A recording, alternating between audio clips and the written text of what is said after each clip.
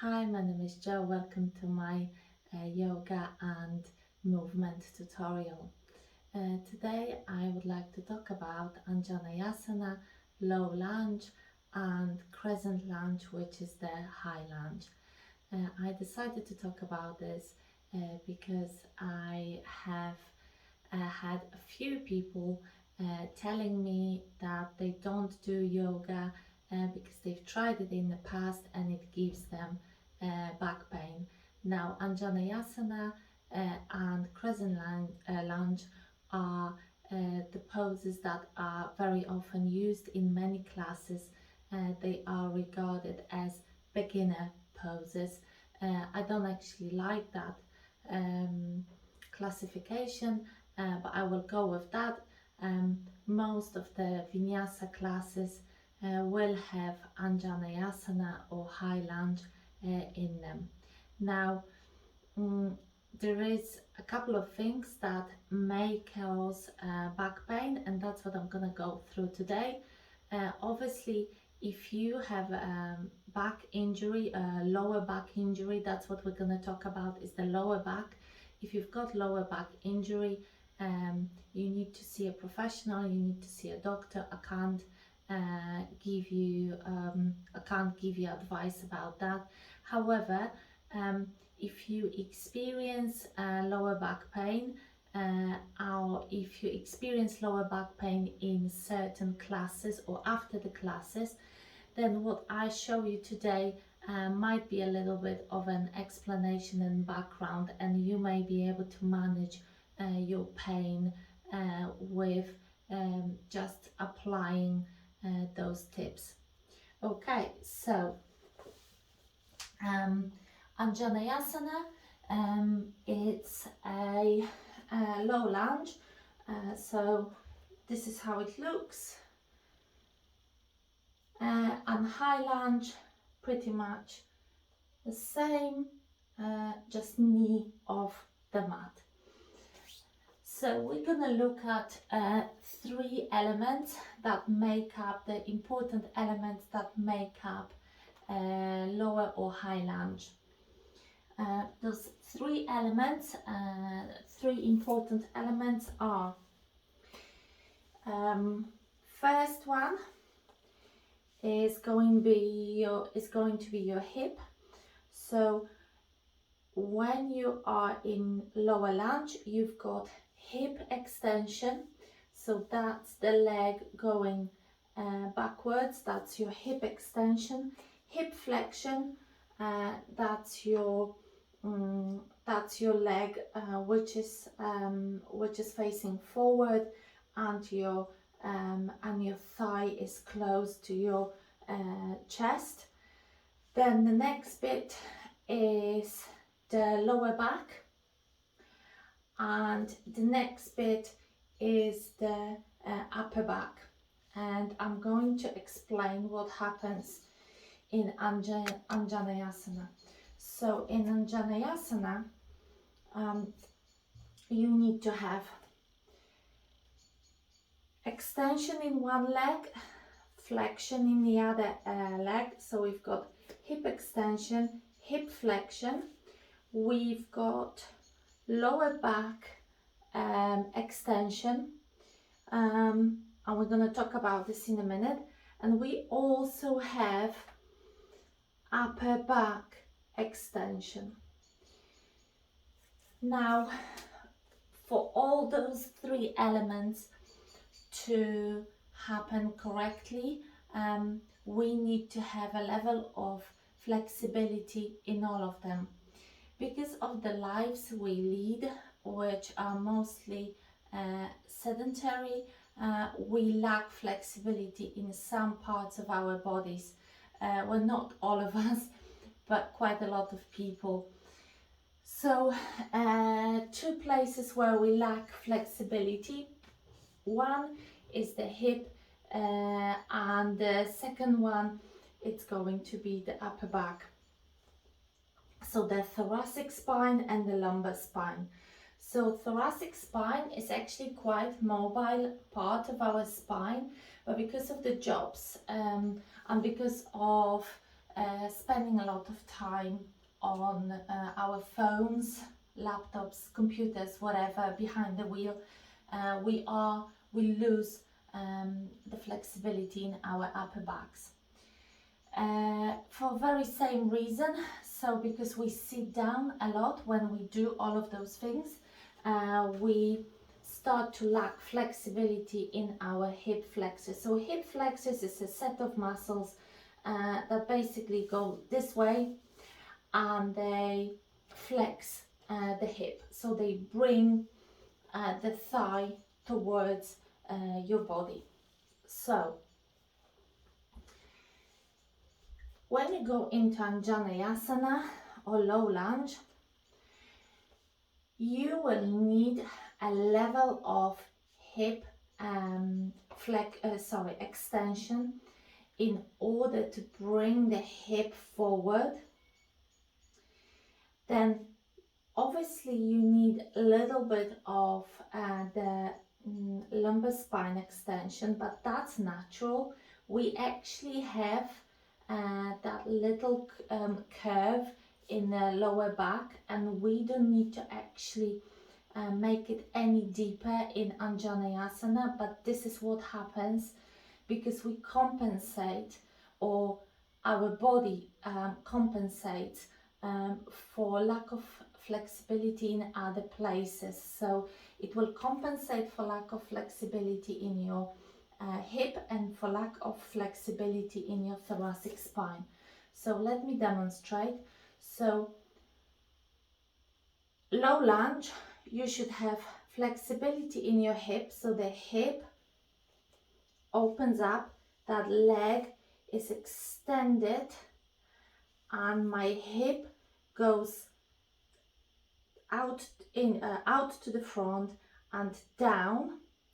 At the same time, I'm able to take my arms behind my ears, and the upper back extends, so it goes out to the back, and that is your Anjaneyasana. Now there are people that can extend their backs all the way back and like touch their feet behind them. That's crazy flexibility, and most of the people don't actually need it. If you want to do it, that's great, but you don't actually need it for anything. You don't need it for anything in life, and you don't need it for yoga. Anyway, so what happens? So that's the right way of doing low lunge. Now what happens when you lack this flexibility? So hip, first of all, we have our hips. Our hip can be can go into few positions. So we've got posterior tilt, so that's when we sort of tuck the tail under. We then have anterior tilt, so that's when the tailbone goes out and we get that real deep curve in the lumbar spine, and the hip goes. So if this was a bowl, the water would be tipping forward. Then if we go into posterior tilt, the water is tipping into the back, and then neutral is in the middle. Our bowl is level and water is not tipping. So when you go into Anjaneyasana and you are lacking flexibility in your hip flexor, what happens? Your hip stays, that flexibility will be when you can fully extend. Now, because we sit a lot, our hip flexors are tight, so they sort of keeping us in this slightly flexed. We can't see it, although some people you can see it. So you've got this slight flexion, and you cannot actually fully extend the hip flexors. So you've got a little bit of a flexion, And then usually, because the hip flexes and you get this anterior tilt, then your lower back goes into this deep curve, and that's what causes vertebrae pushing on the discs and causing pain. In some cases it may cause hernia, bulging disc, and this will usually pinch on the nerve, and it will give you pain, back pain.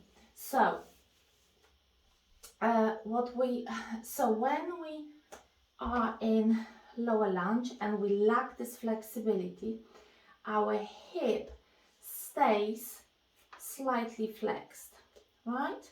So now when I go down and then take my arms up, considering that my upper back, so my thoracic spine, isn't that flexible either, I've got two sort of like stiff points in my body. There's one stiff point and a second stiff point. So the only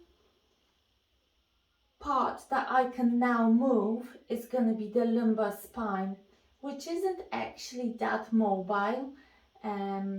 So we are now putting pressure on the discs because we're doing this. So slight flexion here, now lack of flexibility here, and then I am trying to do this back bend because that's what yoga teacher will cue, and that's what you will try to do. So I'm going out, sorry, I'm not opening this. So I'm trying to bend back, and as you can see, the only bit that is now bending, that actually hurts a little bit, is my lower back. And that's what will give you pain either during the actual yoga class or afterwards, a few hours later. Sometimes you can't feel this pain right away because you warm up and your body can take it in a way. You don't feel it. However, after you finish your workout, go home and sit down, you will start to feel this pain. So when we are doing high lunge is exactly the same, just knee off the floor, so I'm not going to go into details. It's exactly the same thing.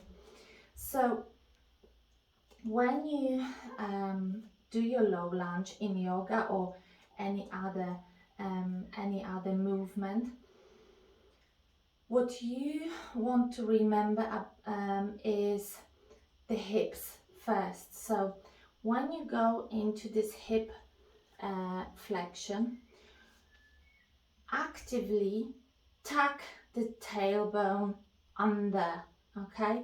So tuck the tailbone. That will extend, that will cause the stretch in your hip flex, so you'll feel it. Don't go any farther, just go as far as you can feel the stretch. Now embrace your core, so you're not bending in your lower back, and open the thoracic spine. So we're going out with the arms, and we are not doing this.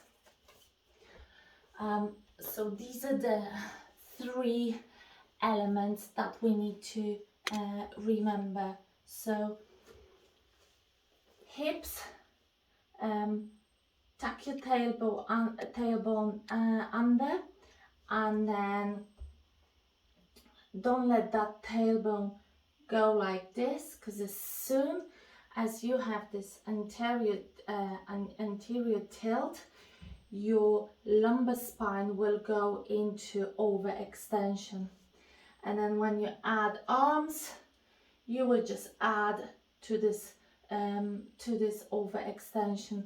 So tuck your tailbone. Now go down. Feel the stretch on your hip flexor. That's fine. That's what you want to get. Stretch that hip flexor. And then open. So you need to think about your hands going up, up, up, and only slightly down. So arms reaching up rather than just back, is up and slightly back. Try to think about bringing your shoulder blades sort of together. Okay, so I hope these little tips are gonna help you, and if you have any other questions, please leave me a comment or send me a DM or leave me a comment on my social media, and I happily answer this. Hopefully you found it helpful, and I see you again. Thanks.